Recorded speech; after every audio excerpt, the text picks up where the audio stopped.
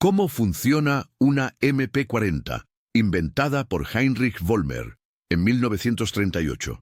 Berlín, diciembre de 1938. Heinrich Vollmer permanece inmóvil ante un banco de trabajo metálico en la fábrica Erma Berke. Sobre la superficie gris, componentes de acero aguardan el ensamblaje. El armazón del equipo no es sólido. Está formado por láminas estampadas, dobladas en ángulos precisos y soldadas en los extremos. La culata metálica reposa a un lado, tubos huecos que se deslizan hacia el interior del cuerpo principal. Vollmer toca el borde de una de las láminas. El grosor es uniforme. No hay marcas de torno, ni rastros de fresadora.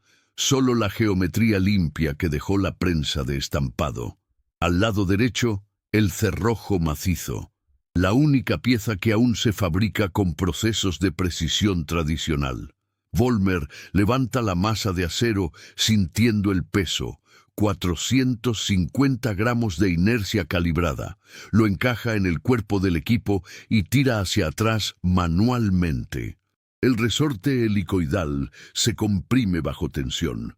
Al soltarlo, el cerrojo avanza con velocidad controlada y se detiene contra la recámara vacía. El sonido metálico resuena en el taller. Dos ingenieros observan en silencio. Uno sostiene una tabla con diagramas técnicos. El otro anota el tiempo de ciclo. Vollmer sabe lo que está en juego. La MP38, la versión previa, funciona perfectamente, pero requiere 60 horas de trabajo de maquinaria por unidad, tornos mecánicos operados por expertos, ajustes manuales, control de tolerancias estricto. Si el conflicto a gran escala llega, y todos saben que llegará, el país necesitará 50.000 subfusiles en los primeros 6 meses, quizás 100.000. La matemática es simple. 60 horas por unidad hace que la meta sea imposible. La solución no es acelerar los tornos, es eliminarlos. Pero existe una contradicción técnica que nadie ha resuelto por completo. El estampado ofrece velocidad, el mecanizado ofrece precisión. El cerrojo necesita ambas. Debe deslizarse en el cuerpo con una holgura mínima, pero sin trabarse. Debe soportar presiones de funcionamiento repetidas, sin deformarse. Debe mantener un tiempo exacto entre el avance y el retroceso. Vollmer mira la pieza mecanizada en sus manos y luego el armazón estampado sobre la mesa. La cuestión no es si es posible combinar ambos procesos. La cuestión es dónde trazar la línea entre lo que puede simplificarse y lo que no. Fuera del taller, Europa respira el aire denso de 1938. Los acuerdos diplomáticos se firman y se rompen. Las industrias civiles comienzan a recibir pedidos de suministros de forma discreta. Fábricas de utensilios domésticos reciben planos de componentes técnicos. La transición ocurre silenciosamente. Dentro de Erma Berke, Vollmer aprieta un tornillo en el conjunto de activación. La pieza encaja sin resistencia. Anota algo en su cuaderno. El reloj de la pared marca las 17 horas. La luz de invierno ya se ha desvanecido. Las lámparas industriales iluminan el metal frío. El equipo aún no tiene nombre oficial, pero ya carga con la lógica que lo definirá. Funcionar sin depender de artesanos. If stories like this help you see how engineering quietly shaped history, tell us in the comments what surprised you so far. And stay with us for the next chapter. Heinrich Vollmer nació en 1885 en Biberach an der Riß, al sur de Alemania. Su formación fue técnica, no académica. Aprendió mecánica en talleres industriales antes de ingresar a la ingeniería de suministros. Durante la Gran Guerra, trabajó en el desarrollo de herramientas ligeras automáticas, enfrentando el problema recurrente de la época, el peso excesivo. Los equipos automáticos funcionaban, pero requerían soportes, equipos de operación y una logística compleja. Vollmer observó que la limitación no era balística, sino estructural. Metales pesados, componentes redundantes y un diseño que priorizaba la robustez sobre la movilidad. Tras el armisticio de 1918, el Tratado de Versalles prohibió al país desarrollar tecnología avanzada de defensa. Muchas fábricas cerraron. Los ingenieros fueron reubicados en industrias civiles. Vollmer trabajó discretamente en proyectos de herramientas deportivas y sistemas mecánicos industriales, manteniendo contacto con círculos técnicos que seguían investigando automatización en ambientes controlados. Durante los años 20, estudió procesos de manufactura estadounidense, especialmente la producción en serie de automóviles. Observó cómo Henry Ford había transformado la complejidad artesanal en una simplicidad replicable. La lección no trataba sobre autos, sino sobre el método. En 1932, Vollmer se incorporó a Erma Werke, una empresa metalúrgica que comenzaba a recibir contratos discretos del gobierno. El contexto político estaba cambiando. Las restricciones del tratado se evadían mediante alianzas estratégicas y producción experimental. A Vollmer se le encargó desarrollar un subfusil moderno que pudiera sustituir a los equipos cortos en situaciones de proximidad. El calibre se definió rápido, 9 mm Parabellum, un estándar ya establecido. La cadencia también, entre 450 y 550 pulsos por minuto. Pero el verdadero desafío era otro: cómo producir miles de unidades sin depender del trabajo manual especializado. Vollmer retomó conceptos que había estudiado la década anterior. El retroceso de cerrojo simple, un principio usado en herramientas automáticas cortas, podía aplicarse a equipos mayores si la masa del cerrojo se calibraba correctamente. El estampado de láminas metálicas, técnica industrial común en artículos para el hogar, podía reemplazar el mecanizado en componentes no críticos. La combinación era teóricamente viable, pero nadie la había ejecutado a escala masiva. La MP38 fue el primer prototipo. Funcionó, pero aún dependía de demasiadas piezas mecanizadas. Vollmer sabía que debía ir más allá. La presión externa no era solo estratégica, sino temporal. En 1938, los movimientos geopolíticos en Europa Central indicaban que el conflicto era cuestión de meses. Las fábricas recibieron órdenes de expandir su capacidad de producción, pero los tornos mecánicos no podían multiplicarse con rapidez y los operadores expertos escaseaban. La única solución escalable era transferir la complejidad a procesos industriales ya existentes: prensas de estampado, soldadura y ensamblaje modular. Vollmer tenía 6 meses para transformar la MP38 en algo que pudieran fabricar trabajadores comunes en plantas reconvertidas. No trabajaba solo. Berthold Geipel, director técnico de Erma, facilitaba el acceso a instalaciones de prueba. Heinrich von Schleinitz coordinaba la relación con los proveedores de acero, pero la decisión crítica fue de Vollmer. ¿Qué piezas podían simplificarse sin comprometer la función? Comenzó con el armazón, luego con la culata y después con el conjunto de activación. El cerrojo permaneció intacto. Seguía siendo el corazón mecánico del sistema, pero todo lo demás fue rediseñado para admitir imperfecciones tolerables. La precisión se distribuyó de manera estratégica. El principio de funcionamiento de la MP40 es directo, retroceso de masa o cerrojo abierto. No tiene pistón de gas ni sistema de bloqueo rotativo. Cuando se activa el disparador, una pieza libera el cerrojo, que estaba retenido por un resorte comprimido. El cerrojo, una masa sólida de acero de unos 450 gramos, es impulsado hacia adelante por el resorte helicoidal. Durante el avance, la cara del cerrojo empuja un cartucho desde el cargador hacia la recámara del cañón. El percutor, fijado rígidamente en la parte trasera del cerrojo, golpea el fulminante en el momento exacto en que se alinea con la recámara. Se produce la activación. El proyectil sale por el cañón a unos 400 metros por segundo. La presión residual de los gases cerca de 1500 bar, empuja el casquillo hacia atrás. Como el casquillo está sujeto al cerrojo por la uña extractora, el cerrojo también es impulsado hacia atrás. Aquí reside la física esencial. La masa del cerrojo está calculada para que comience a moverse solo después de que el proyectil ha abandonado el cañón. Si el cerrojo fuera demasiado ligero, se abriría antes, dejando escapar gases de forma peligrosa. Si fuera muy pesado, el ciclo sería lento y el sistema fallaría. Vollmer y su equipo calcularon la masa exacta mediante pruebas repetidas. Mientras el cerrojo retrocede, realiza 4 funciones simultáneas. Primero, extrae el casquillo vacío de la recámara. Segundo, expulsa el casquillo fuera del equipo al pasar por un saliente fijo llamado eyector. Tercero, comprime de nuevo el resorte helicoidal, almacenando energía para el siguiente ciclo.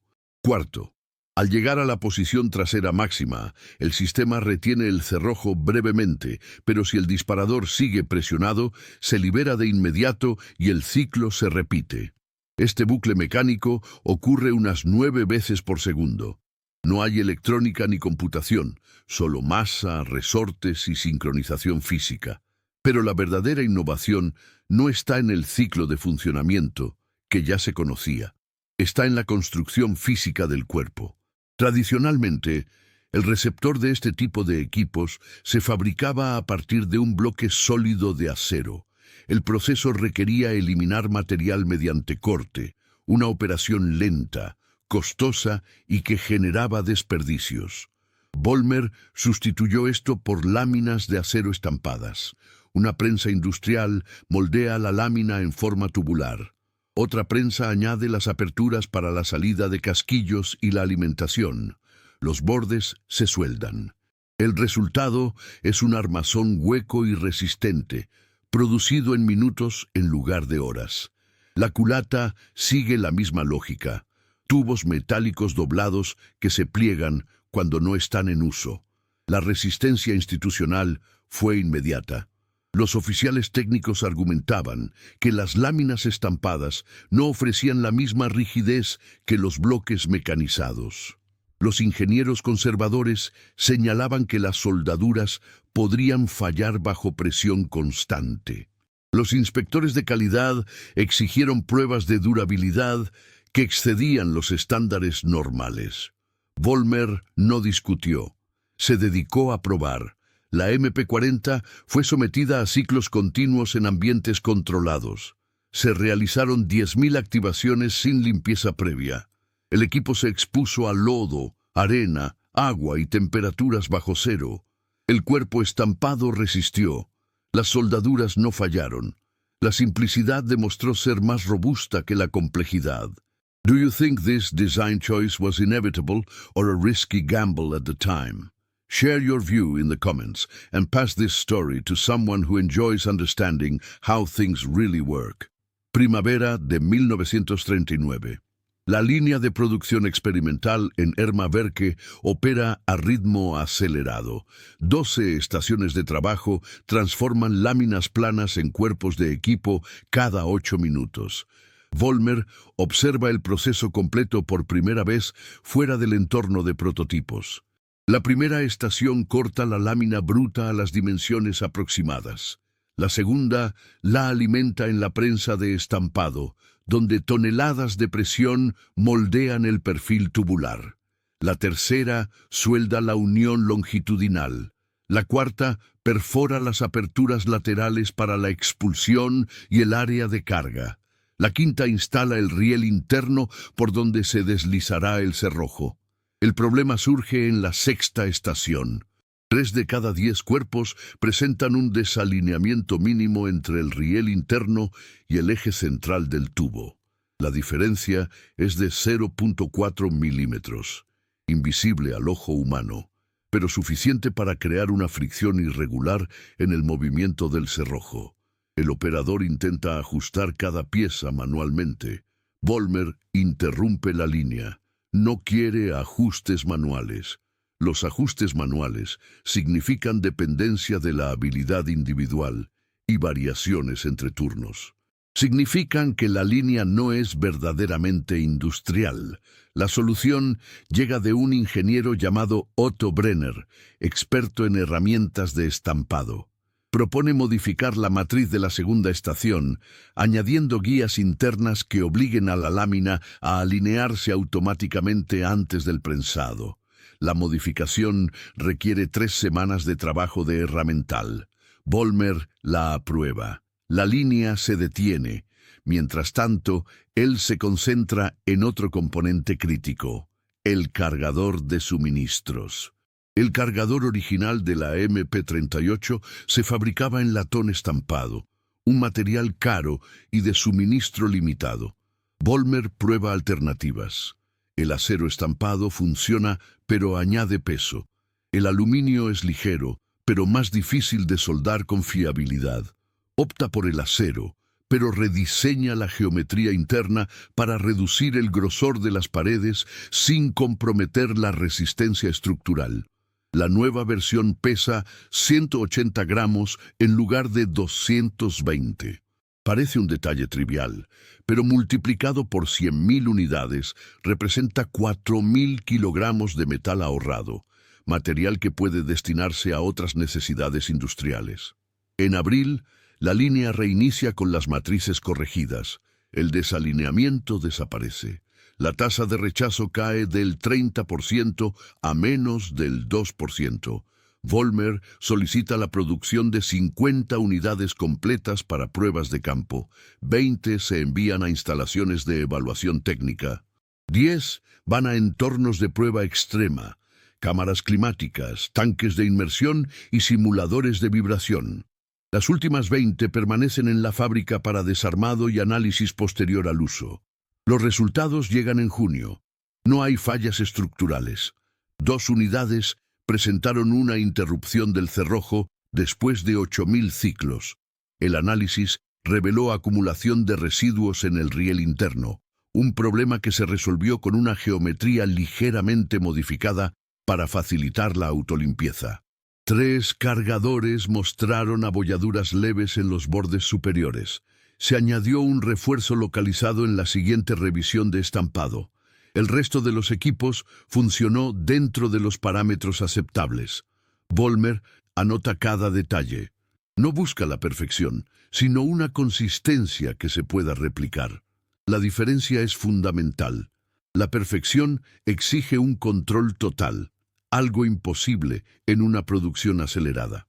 La consistencia solo requiere que el proceso sea predecible y que las fallas sean identificables.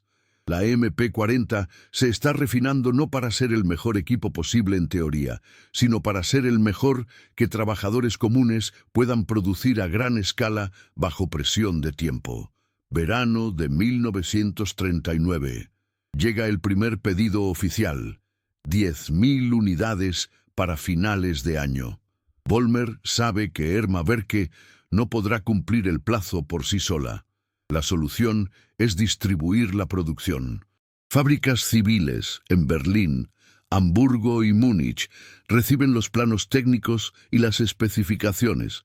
No fabricarán el equipo completo, solo partes específicas. Una empresa de tubos metálicos producirá las culatas. Una metalúrgica automotriz estampará los cuerpos. Una fábrica de resortes proveerá los conjuntos de retorno. Erma Werke se encargará de ensamblar y probar las unidades finales. Sin embargo, surge un hallazgo inesperado durante la distribución. Cada fábrica civil utiliza prensas de estampado ligeramente distintas, diferentes capacidades de presión, velocidades de ciclo y sistemas de alimentación. Vollmer se da cuenta de que las especificaciones deben ser más flexibles de lo planeado inicialmente. Reescribe los dibujos técnicos para incluir tolerancias variables. Las dimensiones críticas permanecen rígidas: diámetro interno del cuerpo, posición del riel.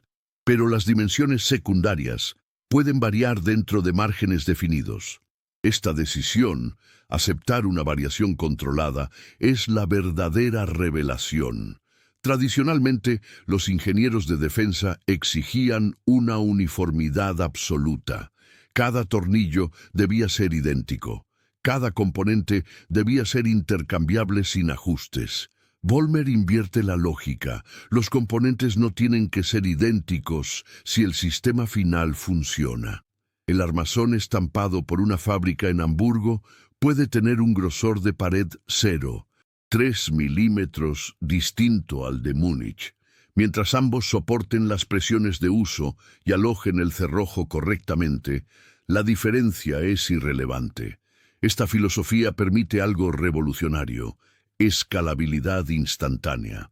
Cuando el conflicto se generaliza en septiembre de 1939, la capacidad productiva de la MP-40 se multiplica rápidamente porque se pueden integrar nuevas fábricas sin necesidad de equipo especializado. Una empresa que fabrica ollas de aluminio puede empezar a estampar cuerpos de MP-40 en 2 semanas, siempre que sus prensas alcancen la presión mínima necesaria. No necesita comprar tornos ni entrenar técnicos especializados. Solo adapta sus matrices y sigue las tolerancias especificadas. La decisión de Vollmer también tiene una consecuencia inesperada en el mantenimiento. Como las piezas tienen variaciones controladas, los operadores en campo no pueden simplemente intercambiar un componente de una unidad a otra sin verificarlo. Pero la MP-40 fue diseñada para no requerir cambios de piezas en el terreno. Si el cerrojo se rompe, un evento poco común, el equipo completo se envía a un depósito de reparaciones. Si el resorte pierde fuerza, la unidad se retira de servicio. El mantenimiento básico se reduce a limpieza y lubricación, operaciones que no dependen de la intercambiabilidad de componentes. En noviembre de 1939, la producción mensual alcanza las 3.000 unidades. En marzo de 1940 llega a 8.000. En junio de 1941 supera las 12.000. La escalabilidad que Vollmer proyectó está dando resultados. Pero la prueba definitiva no es numérica, sino funcional. Los equipos fabricados a gran velocidad funcionan tan bien como los prototipos construidos meticulosamente en 1938. Los informes indican que sí. La tasa de fallas mecánicas se mantiene por debajo del 2%. La durabilidad promedio supera los 20.000 ciclos antes de necesitar revisión. La lógica del estampado no comprometió el rendimiento, lo transformó en algo replicable. Heinrich Vollmer no vivió para ver el impacto total de su decisión. Continuó trabajando en Erma Berke durante los primeros años del conflicto, refinando procesos y desarrollando variantes experimentales. Pero la MP-40 ya se había vuelto autónoma. No era solo el proyecto de un hombre, sino un sistema industrial distribuido. Entre 1940 y 1945 se produjeron aproximadamente 1.1 millones de unidades. La mayoría fue fabricada por personas que nunca habían tocado una herramienta así antes, en plantas que jamás habían producido suministros de este tipo. El legado técnico de la MP-40 no reside en su desempeño balístico. Otros equipos de la época eran más precisos, ligeros o silenciosos. El legado está en el método. Vollmer demostró que los sistemas automáticos podían tratarse como productos industriales de masa sin perder funcionalidad. La lección fue absorbida en todo el mundo. El Sten británico, desarrollado en 1941, llevó la simplificación aún más lejos, con un cuerpo totalmente estampado y menos de 5 horas de trabajo total por unidad. El PPS-43 soviético adoptó principios similares. El M3 Grease Gun estadounidense siguió la misma filosofía: estampado, soldadura y mínimo mecanizado. Lo más significativo es que la lógica de Vollmer trascendió los equipos de defensa. Aceptar la variación controlada, distribuir la producción entre fábricas no especializadas y diseñar para la fabricación en lugar de la perfección se convirtieron en pilares de la ingeniería industrial moderna. No fue coincidencia que en esa misma época se viera el auge de la producción modular en aviación, vehículos y equipos electrónicos. La crisis global obligó a los ingenieros a elegir entre la excelencia artesanal y la escala replicable. Vollmer eligió la escala y funcionó. Existe una ironía histórica sutil. La MP40 se concibió para resolver una limitación de manufactura, la falta de técnicos de precisión. Pero al resolver ese problema, Vollmer creó algo más amplio, un modelo sobre cómo diseñar bajo la presión de recursos limitados. El equipo funciona no porque sea ingenioso, sino porque acepta sus propias limitaciones. El cuerpo estampado nunca será tan rígido como un bloque mecanizado, pero no necesita serlo. El cerrojo pesado nunca será tan ligero como un sistema de pistón, pero no necesita serlo. La MP40 funciona porque cada componente hace solo lo necesario, nada más. Hoy en día el cuerpo estampado es el estándar en herramientas ligeras. AK-47, M16, Glock, FN-FAL. Todos utilizan alguna forma de estampado en sus componentes principales. La transición que Vollmer codificó se volvió irreversible, pero la lección más profunda no es técnica, sino filosófica. La ingeniería eficaz no se trata de eliminar los compromisos, sino de elegir los correctos. Vollmer no intentó hacer el subfusil perfecto. Intentó hacer el que pudiera existir en cantidad suficiente cuando fuera necesario. Al aceptar esa limitación con honestidad, creó algo que sobrevivió mucho más allá de su tiempo. Cuando Vollmer ajustó aquel pasador en 1938, no estaba solo terminando un prototipo, estaba codificando un cambio de paradigma. Los sistemas complejos no tienen que ser obras maestras artesanales para funcionar bajo presión. Deben ser replicables, confiables y compatibles con la lógica industrial de su momento. La MP40 funciona porque acepta esa condición sin resistencia. Y por eso, décadas después de que su producción cesara, su influencia sigue siendo visible en cada línea de montaje que prioriza la consistencia sobre la perfección. If you enjoy calm, true stories about how engineering shaped the world, subscribe to the channel, leave a like, and tell us from which country you're watching.